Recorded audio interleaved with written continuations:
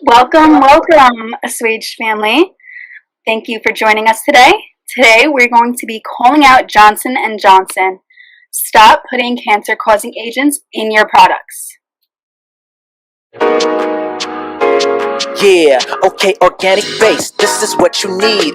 Take you to the future, live a life that can be disease-free. All these toxins are taxing on our bodies, no doubt. All these GMOs and these processed foods we can live without. Yeah, wanna see you live a long time. Contaminants in our water and our food supply.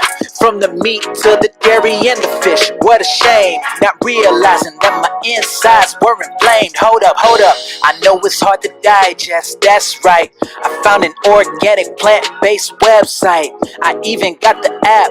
Yo, this is where it's at. Promoting a healthy life, it's time to put it on the map. Assuaged, trust you don't wanna miss. It's time for you to be your best, be your healthiest. Assuaged, trust you don't wanna miss. It's time for you to be your best, be your healthiest. Hey, Assuaged, let's go. So first we're going to do some student credits. Thanks everyone for your contributions. Featuring student speakers, Dean Bravo, Kimberly Monahan, Jessica Michalek, Victor Schmitt-Bush, Jamie Woodle, and Anya Nardone. Slides made by Kimberly Monahan and Maria Pathit. So Johnson & Johnson, the basics. Johnson & Johnson is a multinational corporation founded in America during 1886. Johnson & Johnson is known notoriously for their baby products. Johnson & Johnson sells and develops medical devices, pharmaceuticals, and consumer packaged goods. The company is ranked number 36 on the 2021 Fortune 500 list, which is the largest United States corporations by total revenue, so they're definitely up there. Johnson & Johnson is one of only 2 U.S.-based companies that has a credit rating of AAA, which is actually higher than the United States government. So brands that Johnson & Johnson has created. So Johnson & Johnson has created 250 subsidiary companies with operations in 60 countries and products sold in over 175 countries. During 2020, Johnson & Johnson made $82.6 billion.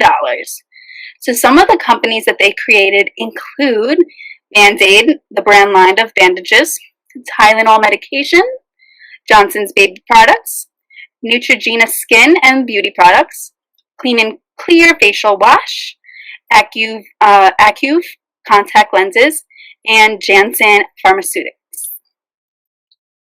So let's talk about Johnson & Johnson's baby powder. In 1894, Johnson & Johnson launched one of its most iconic products, Johnson's baby powder, which was made of crushed talc. So in 2017, Johnson & Johnson began to face numerous lawsuits over asbestos exposure from contaminated talcum baby powder. In 2019, Johnson & Johnson, the world's largest maker of healthcare products, recalled 33,000 bottles of its baby powder out of abundance of caution after one bottle was found containing asbestos. Johnson & Johnson reported that their own test of the same bottle did not show an asbestos contamination.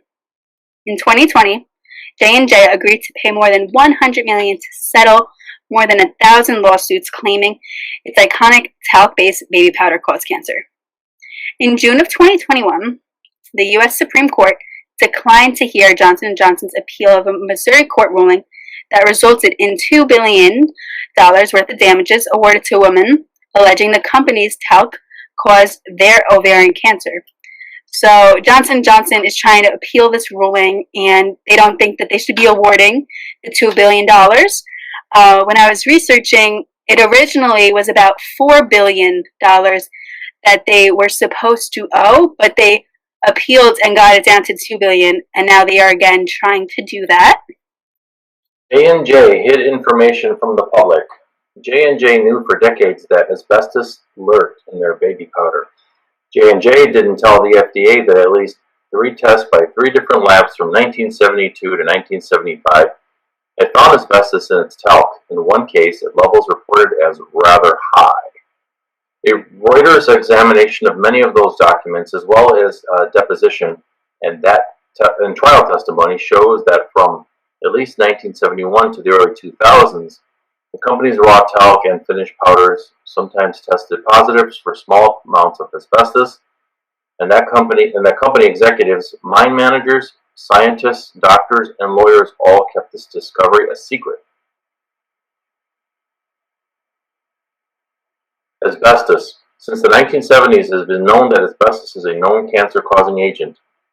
Asbestos-related illness typically develops years after the regular exposure to the toxic mineral.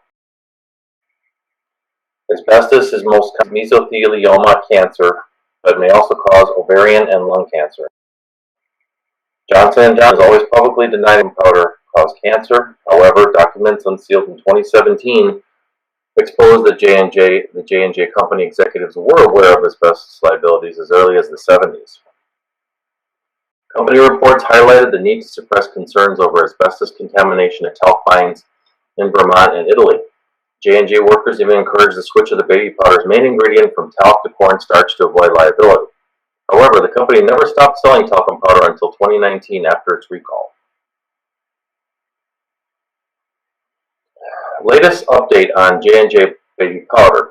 In May 2020, Johnson & Johnson announced that the company would be withdrawing its talc-based baby powder from select markets. The company's cornstarch-based baby powder will be available in North America, but both varieties of baby powder will continue to be sold in other markets around the world. Johnson & Johnson will not remove any existing baby powder bottles from store shelves and will allow retailers to sell stock they already have. That's bad news. J&J's recall on sunscreen products. In the past week, Johnson & Johnson has voluntarily recalled several of their sunscreen products. The sunscreen products that they have recalled include Neutrogena Beach Defense Aerosol Sunscreen, Neutrogena Cool Dry Sport Aerosol Sunscreen, Neutrogena Invisible Daily Defense Aerosol Sunscreen, Neutrogena Ultra Sheer Aerosol Sunscreen, and Aveeno product and Refresh Aerosol Sunscreen.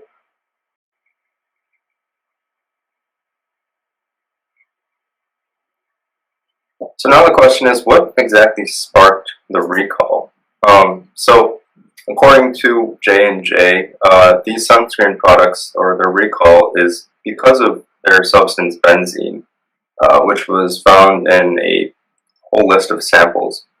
So J&J states that, this is a quote by them, while benzene is not an ingredient in any of our sunscreen products, it was detected in some samples of the impacted aerosol sunscreen finish product. We are investigating the cause of this issue, which is limited to certain aerosol sunscreen products. As you can see, there are a whole list of possibilities that could be leading to this problem. On to the next slide. Okay, so benzene. So now we're going to learn a little bit more about what benzene is. It's classified as a carcinogen, a cancer-causing agent, and it can also be absorbed into the human body by inhalation, absorption, or ingestion. Exposure to this is linked to an increased risk of various blood cancers. Many of these include leukemia, the most well-known types of cancers that this causes, according to the Centers for Disease Control and Prevention. So symptoms include dizziness, irregular heartbeat, and at the highest level, of course, death. Now we're going to look at J&J's response to their findings of benzene in their products. So according to them, based on the EPA framework, daily exposure to benzene in these aerosol sunscreen products at the levels detected in our testing would not be expected to cause adverse health consequences. Out of an abundance of caution, we are recalling many of these specific aerosol sunscreen products, or lots of these specific products. And unfortunately, it got pretty bad, but it does not end. This is far from the end. So there were plenty of lawsuits that have been filed against J&J, in their hair products. And even this week, a lawsuit was filed against them. It was against their OGX hair product with the claim that its products cause significant hair loss. Larissa Whipple, she's the woman who had filed this lawsuit against J&J. She states that DMDM hydantoin, an ingredient in their hair product, is the agent that's causing the hair loss. It is a preservative, and it's also an antimicrobial agent referred to as formaldehyde donor. And this just means that it releases a very small amount of formaldehyde over time to keep the product fresh. Now, of course, a very small amount over time becomes a problem later down the line. So although short-term, this product can be very helpful, long-term, things can start to get much riskier. So DMDM hydantoin, it has been linked to allergies, rashes, hair loss, and cancer. And the Department of Health and Human Services National Toxicology Program, they state that formaldehyde is of course, a known cancer-causing agent. I just want to tune in and say that I was using these hair products for a long time, and so much of my hair would be falling out during the shower, and I'm like, what's wrong? Is it because I'm dyeing my hair?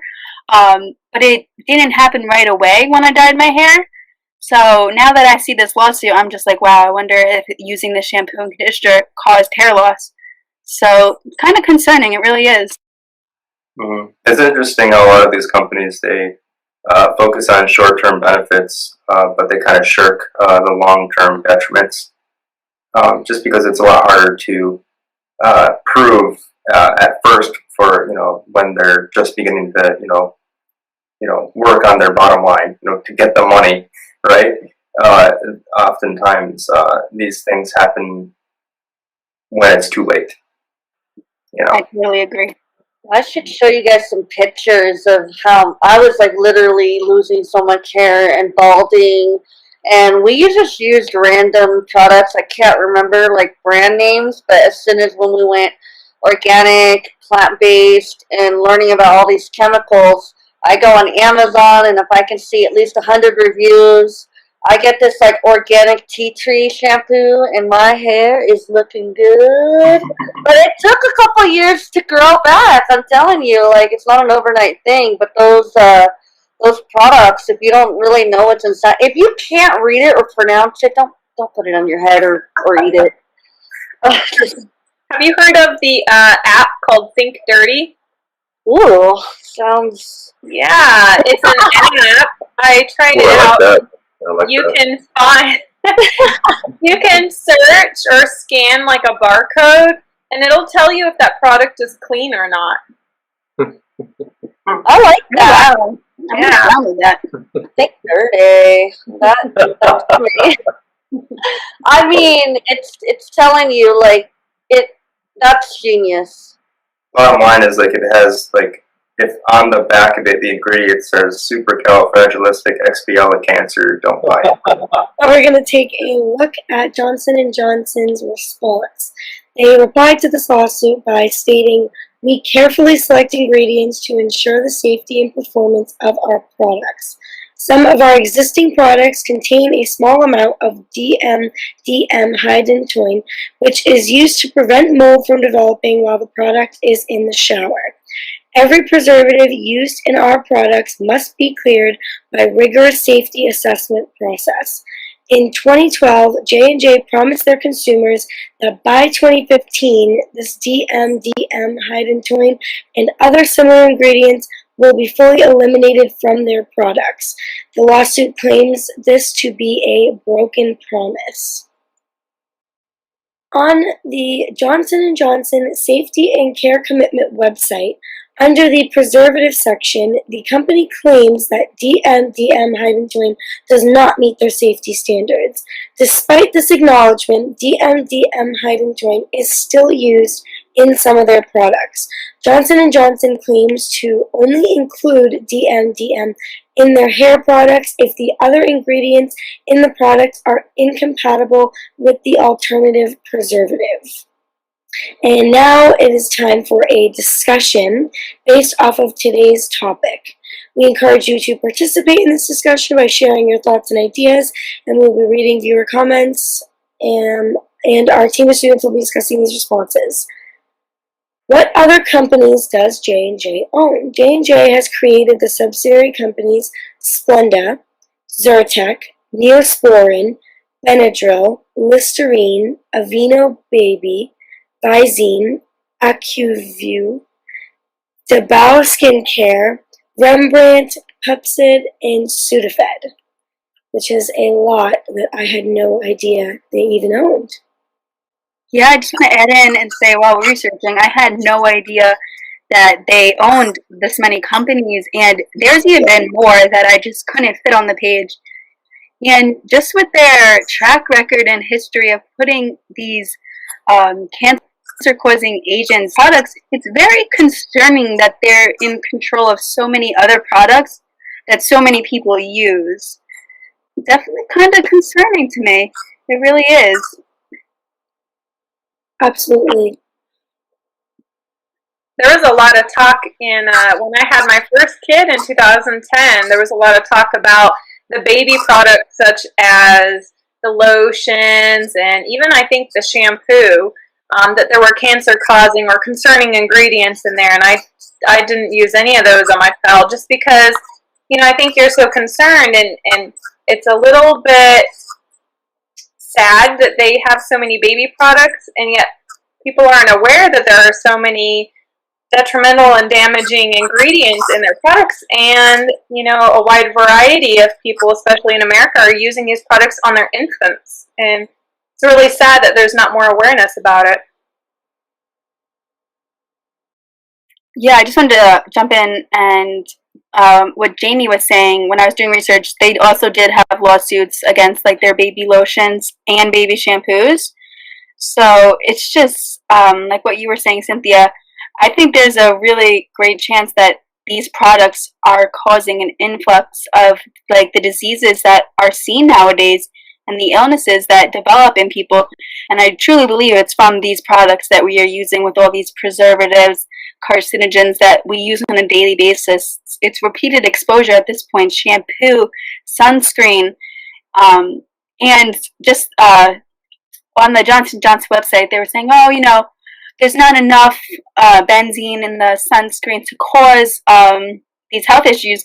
But if you were to ask like a public health specialist, you should technically be wearing sunscreen every day and reapplying it. So for those who are actually following those rules, they're going to be the ones who may turn up with, unfortunately, maybe cancer or other diseases related to this toxic exposure.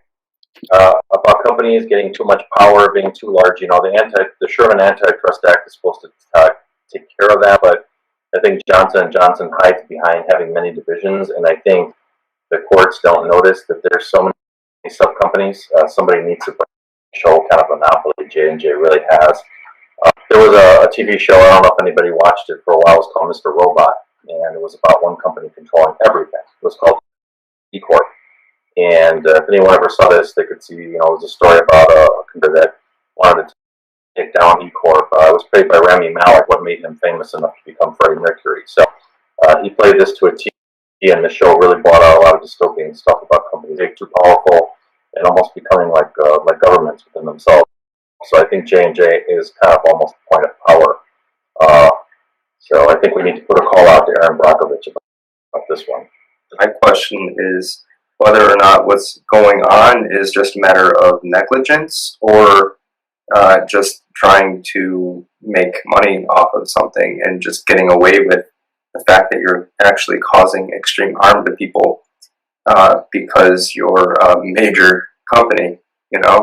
And what I've noticed with a lot of the way that American capitalism, and of course I think Western capitalism, or just capitalism in general, the way it handles things is it's very unholistic in its approach.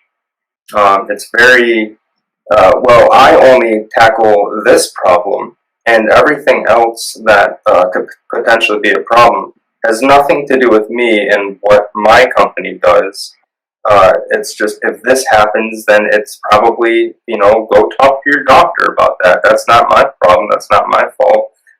When in all reality, people don't take into consideration the fact that when you're trying to fix, one problem, not taking a holistic approach can, have you be completely blindsided to the fact that this particular thing, there might be certain areas that it can harm other people with. And I think oftentimes we're not, I don't think that we're harsh enough towards these companies, just because of the nature of, the way our culture values, tackling problems in the first place. We want to be very, we basically pinpoint things towards one particular solution. So we're only trying to fix one thing, instead of acknowledging the fact that you can't really fix one thing, at least as far as health is concerned, without trying to take into consideration everything else. It's just, I think, a lapse in judgment that a lot of companies, big collective agencies and companies don't take into consideration because of the culture scape that we're surrounded in. And I don't mean that conspiratorially. I just mean that in a very, money is our god in a lot of ways. I think I have to agree with Victor that there's definitely a disconnect and a lot of washing your hands of it from the industries putting out products for us to use to our food system. It's a lot of, we do what we need to do to make a profit and get this out there. There's definitely demand and they're supplying it, but they definitely wash their hands of any repercussions to our health or in any other capacity, and it's really detrimental to us. And I think if we don't address this and really lobby for change, that it's just going to get worse and worse. I mean, it's rather scary how many companies like J&J does own. Like, just seeing the list, I was like, look at my bookshelf, and I already have like 2 of those products on there, and I'm like, oh, it's kind of scary. And like, it was a good point that Victor and Jamie were making, that like, you don't really, you get to see the numbers of it, but like what people like, I guess, don't realize some of the time is like the people affected by these products are like real people. Like, there's somebody's mom, there's somebody's dad, there's somebody's child, and they're suffering like with pain or with any illness as a result of this product. And like, just because they win a lawsuit doesn't mean that they get to get their health back or their life back. They're still going to be dealing with this problem for quite possibly the rest of their life. So this kind of like case like definitely calls for like real action and real change, and definitely like lobbying and like raising awareness would help. But they are just like, so many people have gone down that route. Lots of people feel truly like hopeless against such a huge corporation. Honestly, I think big radical change is going to be needed in the future. I totally agree that change is needed. Just with like the fact that Johnson & Johnson owns so many companies, and like Dean was saying, it is basically like a monopoly on these healthcare products since they own so many. And I just don't really think it's fair for one company to have so much skin in the game, and it's similar, like Jamie was saying, to even food products. Like, I know food and drink products, like Coca-Cola owns like 200 brands of drinks. So we have like Coca-Cola corporations controlling most of the drink products, our beverages. We got Johnson & Johnson controlling most of our cosmetic, medical products. And it's just like kind of crazy that just like one company is controlling so much of the things that our citizens use daily. And change is definitely needed to ensure that, companies have our best interest. And just to like, after the first time Johnson & Johnson had a lawsuit filed against them for cancer-causing ingredients, you would really think they would ensure none of their new products would have cancer-causing agents. So it really makes me think, they made $82 billion last year. $100 million for them probably isn't much. So it makes me wonder why they aren't trying. Do they not care? I don't know. I think, kind of going off of what Kimberly and Jessica were talking about, I didn't even really think about it that way, that these lawsuits are being filed and there's payouts to the families, but if that was my child, I wouldn't even want the money. I would just be so angry that a product that actually made it to the market could have harmed my child. And I don't think money could ever make up for the ailments that it caused. That's at least just what I think. And like Kimberly said, their new products, they should have been extra cautious, and they're not. And for me, I think that definitely proves negligence. They just don't really care, or some type of ignorance. So it is really scary. And then you kind of think about maybe what other companies are also kind of doing this and getting away with it. So natural is always the way to go. How much has Johnson & Johnson paid in lawsuits? And this quote says, in October of 2020, Bloomberg reported that J&J has paid more than $100 million to settle over 1,000 talc lawsuits from their baby powder products. And this seems to just be like those revolving around the baby powder. I think earlier on in the show, we discussed like the other ones that like have been recalled. And just even recently, I was listening to a podcast on Apple Podcasts. It's called Bodies. Highly recommend. And like just 2 of their episodes alone covered Johnson & Johnson lawsuits. One of them was actually the very same baby powder lawsuit. And I think Kimberly said it, that they still have yet to pay out that money to the people involved in that case. And it's been quite a while. And unfortunately, the people that were involved in this case were people of color, and Johnson & Johnson specifically targeted those communities with ads to use their baby powder, and they would put it on their armpits, in between their breasts, and their underwear. And that was like, because they had bad vaginal odor, quote unquote, and you had to stay fresh. So they would use the baby powder to stay fresh. And if you put something in your underwear every day that has, asbestos in it, it's very, very likely that you're going to get ovarian cancer, which is what happened to many of the women involved in the lawsuit. And I think it's really unfortunate that they still haven't been paid out this money. But even so, it doesn't make a difference, because they're still going to be living with that ovarian cancer for quite possibly the rest of their lives.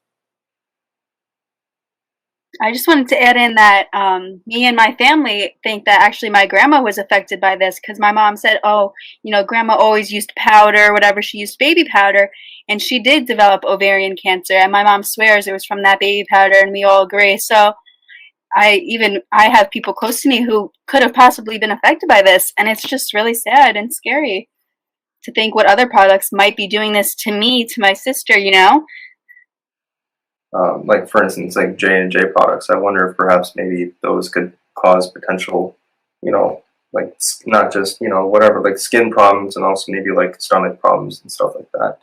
I'm going to assume that they have done some research on that.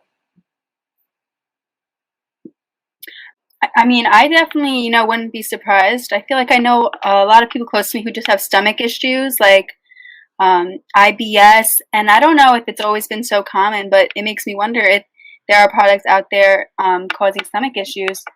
My sister developed like an autoimmune disease in her stomach after she was like on birth control, and she was having all these issues with her, just her body. She got diagnosed with acid reflux. Okay, here's this medication. Still didn't get better. She went to a different, you have this. Here's this medication. And then eventually she was just doing research, and she found this doctor, and she was thinking that maybe the birth control started her issues, and all these different diagnoses were wrong. And in the end, the last doctor she went to, her doctor confirmed that, and she has like leaky gut and like SIBO, and it's from all the different what's it called? Not prescription drugs that she was given. Just it all messed with the good bacteria in her stomach. So just be aware of being cautious when taking prescription medicines, even though they are to help. But regardless, it kills all the bacteria in your stomach, and you need that good bacteria for your immune system. So just another sad case. Yeah, I definitely think that, well, our whole bodies are covered with microbes, and they're important and vital for keeping us healthy. And when you use these kinds of man-made products and everything on your skin, we don't necessarily know how that's going to affect our microbes externally, but also it's also a source of internal microbes, right? Because our digestive system is essentially a tube from one end to the other. It's all kind of like skin and exposed to our environments. So it does impact things like our internal microbiome in that sense. On top of just increasing our exposure to heavy metals and other carcinogens, absolutely, it runs full circle. I think research has only touched on the tip of the iceberg when it comes to how the domino effects happen when it comes to using a J&J product, and the domino effect it has later on, how over time it can impact and shift and cause an imbalance in your microbiome that further causes more issues. And I can't say that it'd be just J&J, but when you think about the average American, say, uses tons of different products, all having these unclean, preservative, carcinogen-containing ingredients, and we don't fully know the scope of what exactly it's going to do, but we do know that in our society right now, we have problems with our microbiome, and it's pretty amazing that, just how it's all connected. And going natural seems to be the best way to go, especially if you're trying to prevent all of these problems, from coming up. Are there any other products J&J has recalled? Between 2009 and 2013, several McNeil products, including Tylenol, Motrin, Zyrtec, and Benzene eye drops, were recalled after consumers found bacteria and metal pieces in these products. A 2-year FDA investigation was conducted and found that Johnson & Johnson violated manufacturing protocols, causing this contamination.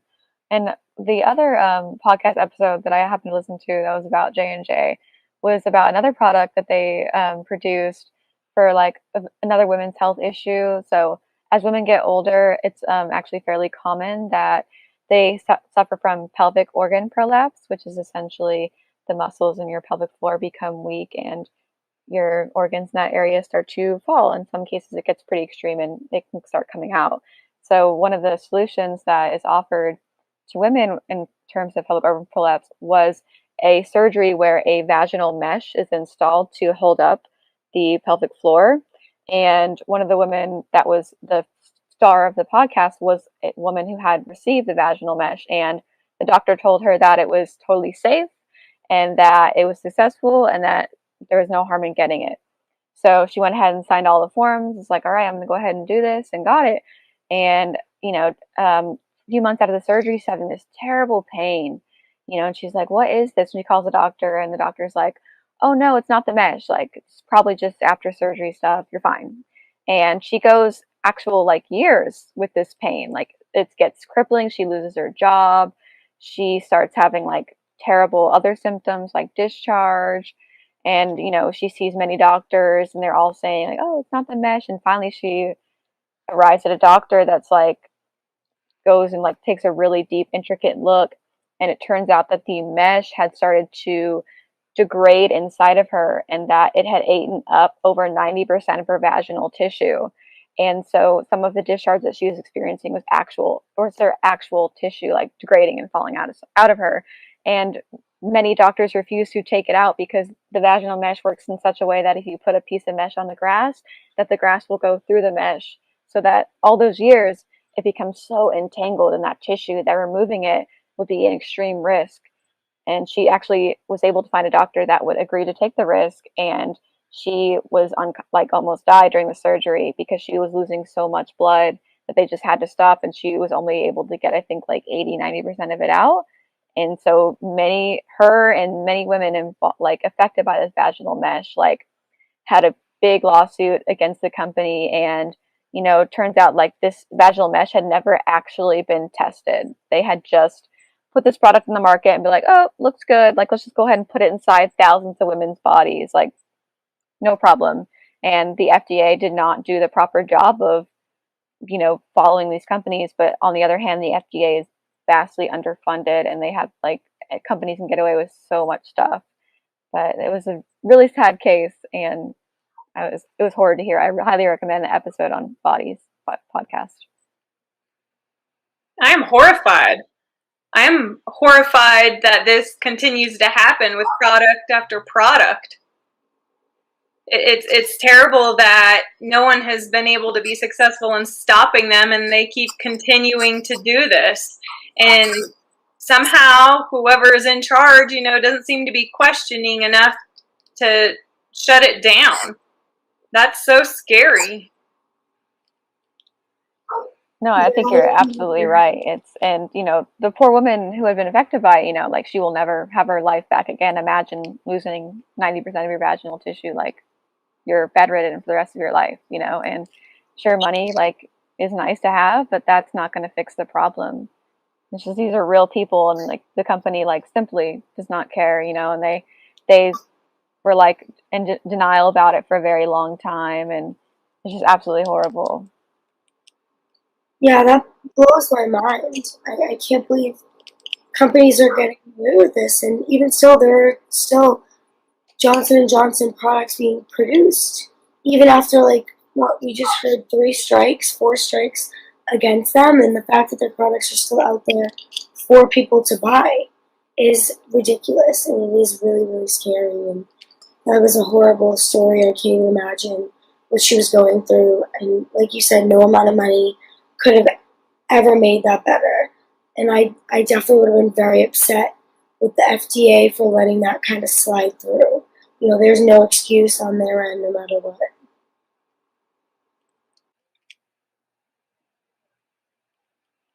Are there any more J&J products that caused a lawsuit?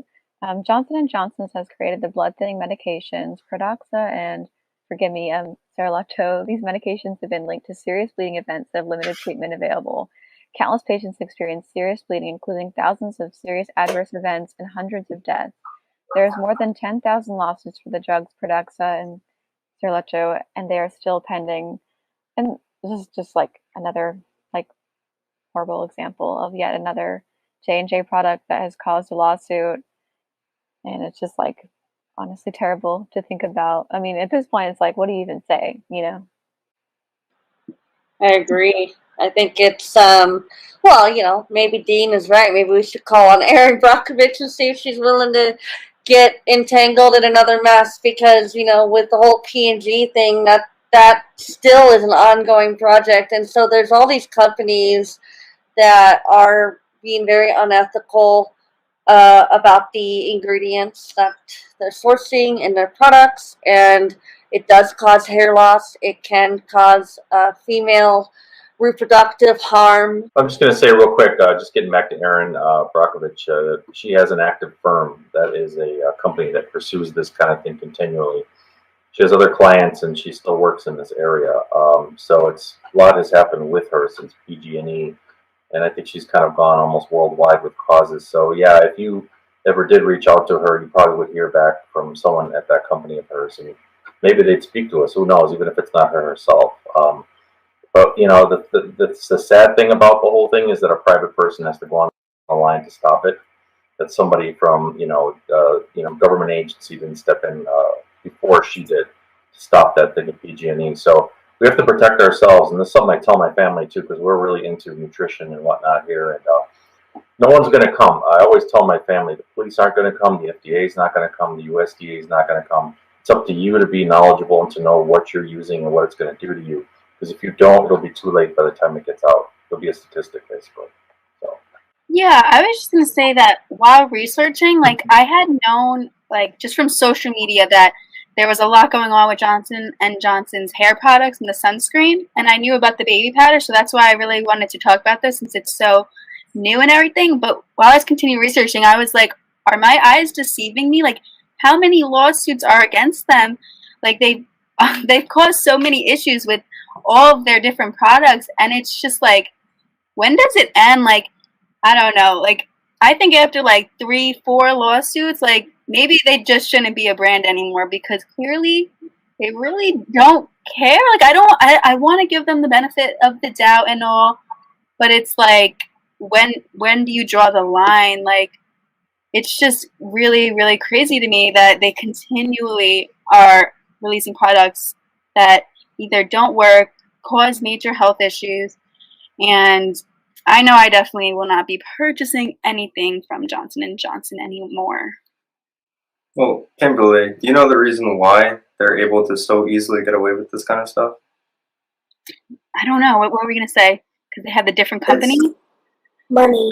Well, it's primarily because, well, first of all, you said that when you were doing the research and you found everything, your initial reaction to all of that was, how in the world are they still even a functioning business in the first place, right? Well, the reason why they are is because most of the people aren't doing the research that you did to find out those things. Because if everybody was out there doing the research and seeing the actual statistics and seeing the kind of damage that this stuff can do to people, everybody would be outraged.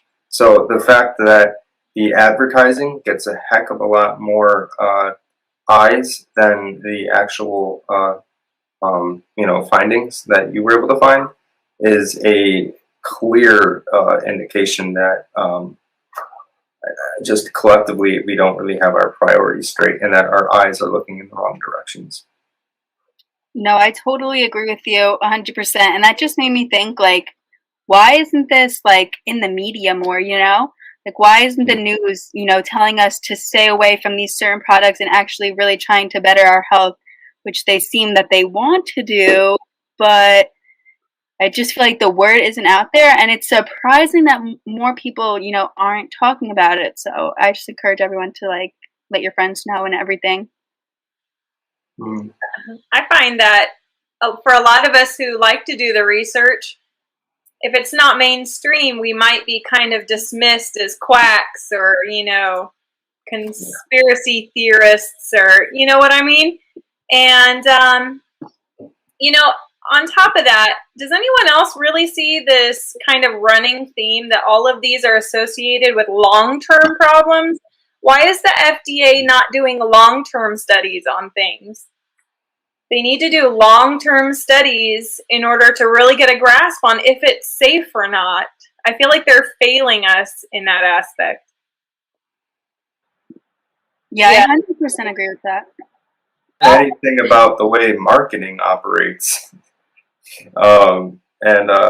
With my very limited understanding of marketing in general, I think that that's a clear chunk of the problem. And by chunk, I mean, like, we're looking at about, like, probably around 40 to 60% of the problem is the marketing. Just not necessarily just the marketing of that particular company, but just the way in which marketing operates, and all the preconceptions about what we value in this country based on what the marketing tells us. It's just it's just the way in which marketing operates. It's the fact that you're trying to appeal to the sensibilities of your audience. You're trying to tug at their emotional strings without giving them all of the information. Like, you're just trying to tell them all of the good things, or about why having this product or why using this product is going to make you a part of a greater culture that really values some kind of thing that they say that they value that they really don't. And people are oftentimes drawn by that, because the truth is, I mean, as a species, time and time again, history shows us that we're not a rationally minded species, we're an emotionally minded species, right? So the fact that all this oversight is happening is something that I think we collectively are having an issue with. I mean, yeah, sure, yeah, we have these companies that are using that to their advantage, and thereby they're just shirking whatever huge psychological and physical problems arise out of it. But at the same time, yeah, it's unfortunate how complex it is, but for us to acknowledge the fact that it is a very complex thing and that it's something that requires knowledge rather than just saying, no, you can't do this. Because, yeah, sure, that company might be destroyed at some point, or maybe their whole reputation will be destroyed because, I don't know, maybe their CEO did, like, I don't know, maybe something that Drake Bell did recently. But there will be another company out there doing the same exact kinds of things because we're not getting to the core of the problem. You know, it's just pointing fingers isn't going to stop this problem. It's about us really learning how to collectively take responsibility for the culture scape that we're surrounded by, you know. So, yeah, that's my take. I'm sure there's a lot more to it than that. Are there any more products that caused the lawsuit? Unfortunately, yes. Johnson & Johnson have faced thousands of lawsuits for their Deploy hip replacement product. Some of the cases have settled, but others still remain in trial. The metal used in the replacement surgery released metal ions into the body, resulting in implant failure and other issues. I just think this is really scary because, you know, both the vaginal mesh and the hip replacement are things that are actually placed inside of the body. So I can imagine the after effects from these products must be substantially more scary and painful to deal with than just perhaps ingesting product or putting it on your skin. Though I may be wrong, but I think it's especially scary that they're putting products inside of people's bodies without the proper testing and proper knowledge and of these chemicals, and it's just, yeah, it's crazy to me. Yeah, I totally agree. I mean, especially when COVID started and all the vaccines came out, and I'm like, Johnson & Johnson made a vaccine? I didn't know that a baby powder company, I didn't know much about them, actually made vaccines, and now I had no idea they made hip replacements and blood thinners and all this, and now they're doing medical procedures as well, and it's just stick to your products. I don't know. No, absolutely. Back to what Jessica said, that is way more terrifying because I wouldn't even put any of their products on my body, let alone people are putting them inside of their body. The vaccine, the hip replacements, the mesh, all of that. It's going directly, inside of you. You don't have that layer to kind of protect you anymore, even though your skin's the largest organ and it would absorb things like the baby powder and all that. But I mean, you're just going straight inside. That is really terrifying. I don't even know how that happened, how they got away with that, especially with all these lawsuits and issues. And I feel like at least one person would have had to say, or hopefully said along the lines, maybe let's not start making these products to put inside of people since we can't even get the right ones to go outside of people. But apparently no one said that because it still all made it through. So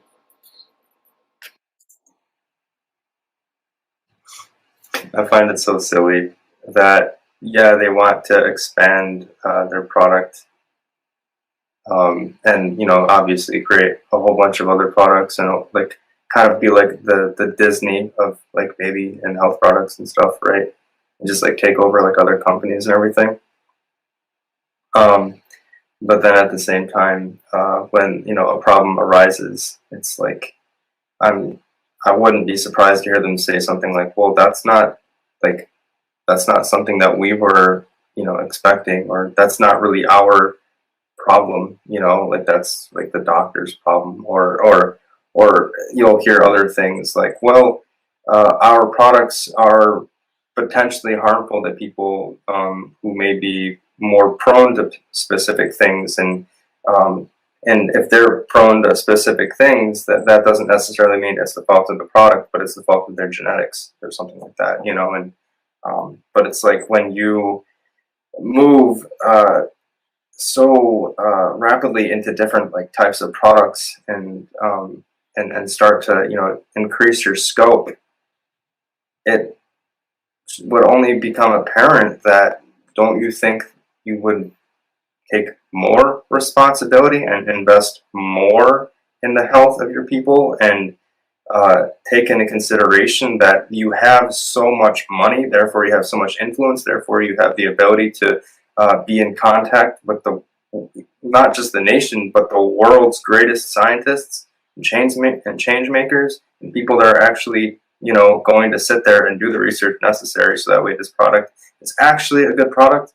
It just blows my mind that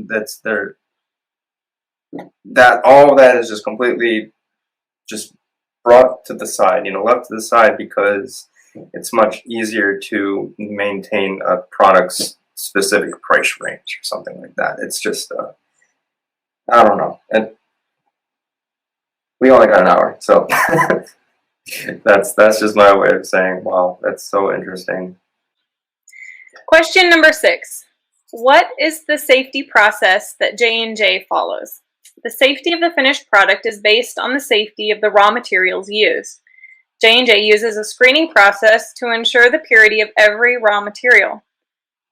Then they assess the ingredients and test the formula on more than 200 people. If there are bad reactions to the formula, the testing stops and the product is reformulated. After that, the formula is tested in laboratory and real-life scenarios, like exposure to extreme heat or freezing. The formulas are constantly reevaluated. Seems like that's not enough. No, I don't think that's enough at all. Because, like you said, we're seeing a lot of these issues long term. So we have to try to make and find solutions for how we can make sure that companies aren't putting out products that are really going to affect people, not just short term, but also for long term. Yeah, how you do that, I don't know. I'm sure it could be done. They're a multi-million-dollar company, and they're only testing the formula on more than 200 people. What about thousands of people? What about hundreds of thousands of people? I don't understand.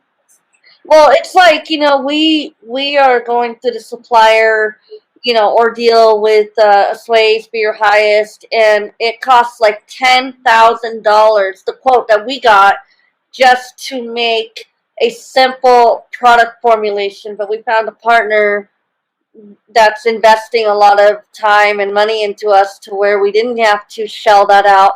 So they do shell out a lot of money in this. It's called the research and development process in making these products, but they're not being responsible. They're testing it on a low amount of people. And what is the demographics of those people? And I'm just curious to know how they're finding the right people to test these products on that are not questioning the process. It's like they try it out on people and they say, oh, no immediate rash and you're still breathing, so it must be good. It's so weird. Has anybody else noticed that the criteria for study and research for psychedelics is significantly more rigorous and processed than a lot of these pills that we see? Anybody else notice that people are a little bit more uncomfortable and take more time to look at the possible negative side effects of psychedelics than the typical pharmaceutical company materials? Not as much money to be made in those. That's true. That's true. I mean, I'm not advocating for any particular form of drugs or anything like that. I'm just saying I just find it so interesting that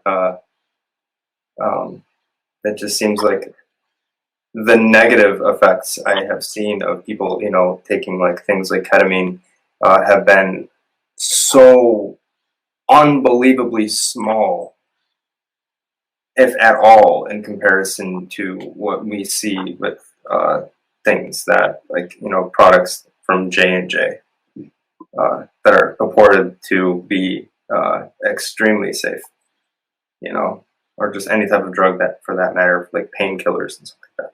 So I think what's interesting too is that for years the FDA has wanted to regulate natural herbal supplements because they're unregulated, there's no way to know if they're pure, and yet they approve this stuff. It just seems very questionable to me. Question number 7. Let's discuss amongst ourselves. Do you guys trust the products that Johnson & Johnson release? I definitely don't now. Mm-mm. Absolutely not. No, I'd say hell no. You know, I know this might sound like crazy. I mean, who knows? But I say we start a boycott on Johnson & Johnson. Like, I feel like stuff like that's the only way that will really cause change. And it's somehow, some way, we can make that happen.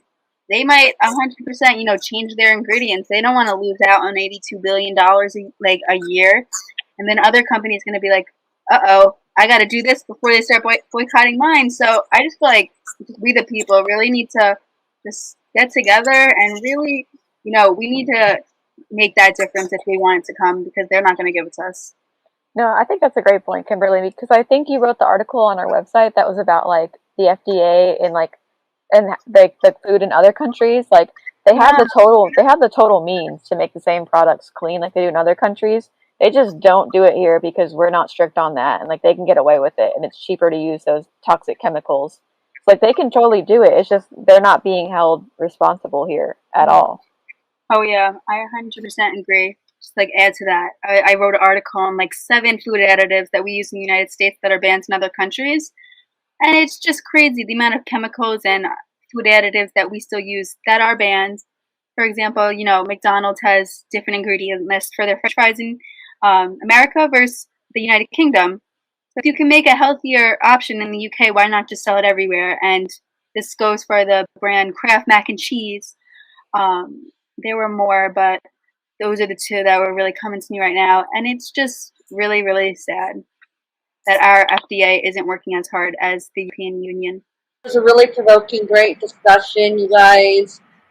We really discussed what's going on with Johnson & Johnson. And not that they're not, I mean, because I've heard amazing things about them. I am going for my PhD, and so I've done a lot of research, market line reports, reviewing Johnson & Johnson. They treat their people very well on the inside.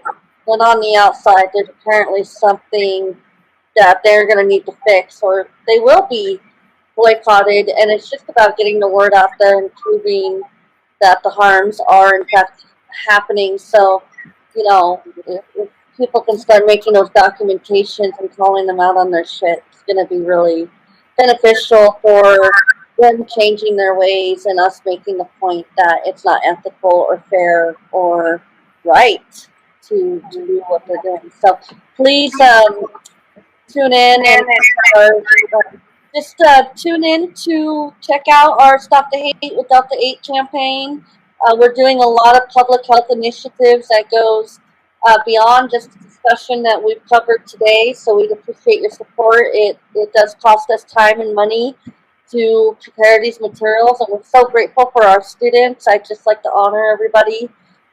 Dean, Kimberly, Jessica, Victor, Jamie, Anya, thank you so much, all of you, for joining on this provoking discussion in which we will be sharing with you, tuning in, checking out your comments, and engaging in discussion. And we will see you next week for our next discussion. So thank you for joining us. Thank you. Thank you. Thanks, everyone. Take care, guys.